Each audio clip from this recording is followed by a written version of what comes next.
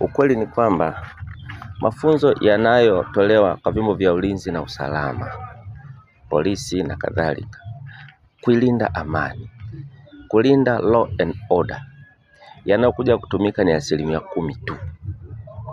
That the fact, that the truth, that the essence. Msingi wake, hakuna chochote kinaweza kikawa chochote kama hakuna amani, law and order. Hakuna. Hata kula chakula chokitafuta mwenyewe kukiingiza mdomoni hakiwezekani bila law and order. Haki ni muhimu sana, lakini haki ina mafiga yake, na haki ni matokeo ya kufuatwa kwa sheria Tanzania. Kwa hiyo tunapo tafakari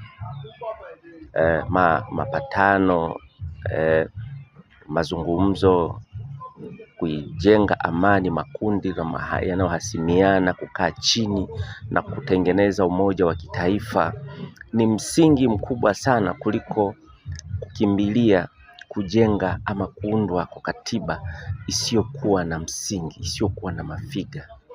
Katiba ni muhimu sana kwa sababu ndio kipimo cha haki anachoweza katendewa mwananchi ama mamlaka. Lakini bila mazungumzo, maridhiano, mapatano, umoja wa kitaifa, katiba itaendelea kutuzalia sheria ambazo zinagawa wenye nacho na wasiokuwa nacho. Tunajenga taifa leo, kesho na kesho kutwa. One Love Tanzania, law and order, peace, maridhiano, mazungumzo, umoja wa kitaifa unaitangulia katiba. Haiwezekani ikawepo katiba mpya, ikaundwa katiba mpya, halafu kwa medium ya mahasimiano, hiyo ni katiba ya zamani, tumebadilisha ganda. Lazima tuwe na essence, tuone essence katika amani, mapatano, maridhiano, halafu ndo tuelekee kwenye katiba mpya.